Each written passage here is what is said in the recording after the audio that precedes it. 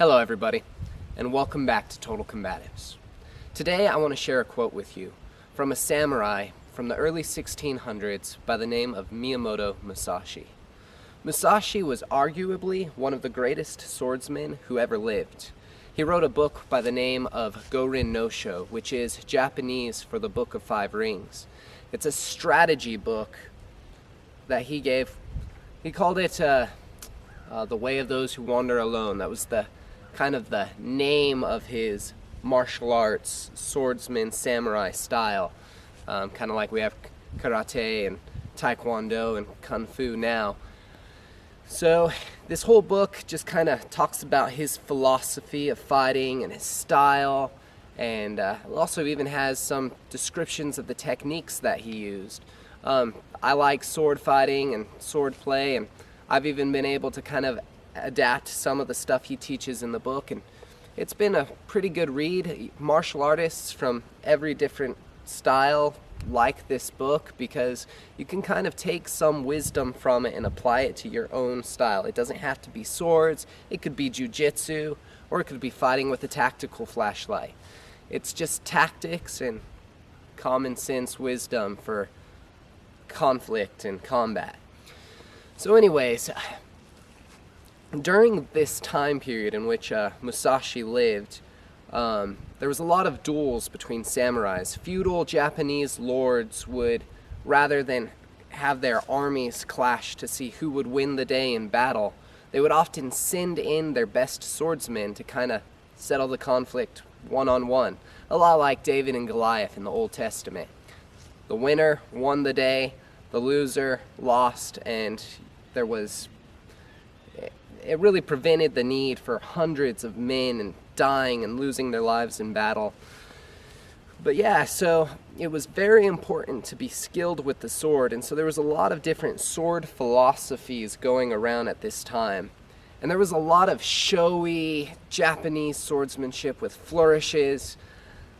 To be honest, a lot like the Chinese martial arts, with a lot of the circular movements and strikes and flourishes, which adds some art to it. But when it comes to real life practicality in combat and self-defense, the less showy a martial art is and the more efficient it is, it tends to be better. Now don't get me wrong if you're a practitioner in wushu.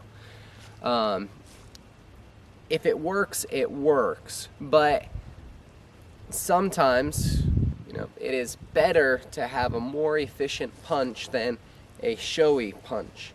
And I think you guys would agree with that too. What I'm saying, rather than attacking one martial arts style over the others, is it's all good as long as you're doing something. Some are going to be better than others, and what style should you do? Whatever works best for you. That's what Bruce Lee taught. You got to express yourself. Martial arts has that arts in the name for a reason. You got the martial aspect, but then you also need to be able to express yourself a little bit.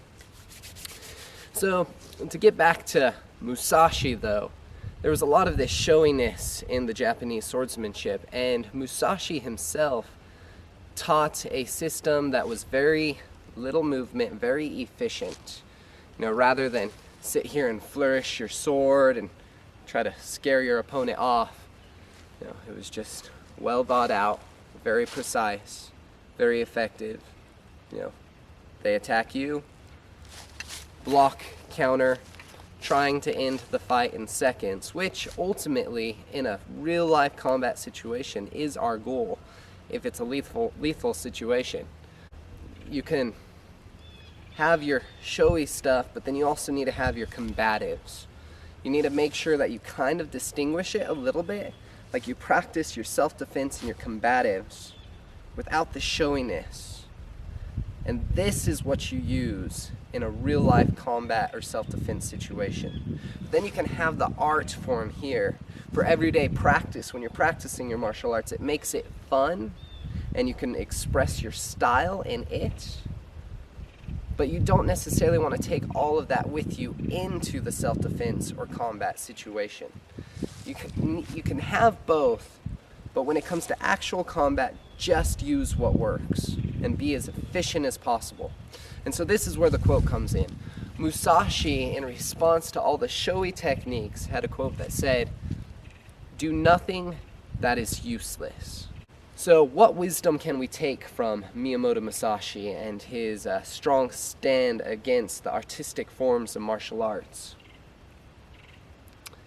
We can look at what we train in, what we enjoy learning, and divide it into two camps, the martial and the art. When it comes to the martial aspect, do nothing that is useless. But when it comes to the art, as Bruce Lee would say, express yourself. Divide the two. When you're on the floor, doing a demonstration, you can combine the two and express yourself to the fullest. But when it comes to hard training for real life situations, and when it comes to the actual conflicts and real life situations that we may face in this life, hopefully we don't, in those circumstances, when it's there and when you're training for that, do nothing that is useless. Let me know what you think about that quote, do nothing that is useless, how you can apply it to your martial arts training, and I don't know, maybe in productivity and everyday life as well. But I'd be curious to hear what you think, so go ahead, comment down below. I'll interact with you. I always read the comments and I will reply. We can have a discussion or maybe even a debate on whether or not we should apply that principle of doing nothing that is useless to our self-defense and combatives training. And then let me know, split up your routine of what you like in the martial aspect of your training and what you like in the art form. Let me know what you do that is for the martial side of martial arts and what you do for the art side of martial arts. And we'll have fun talking about that. So, if you've enjoyed this video, if you thought it was a good discussion point, if it got you thinking a little bit about your own training, please smash the thumbs up button down below and consider subscribing. That way you can be officially one of my YouTube students. Until next time, fear God alone.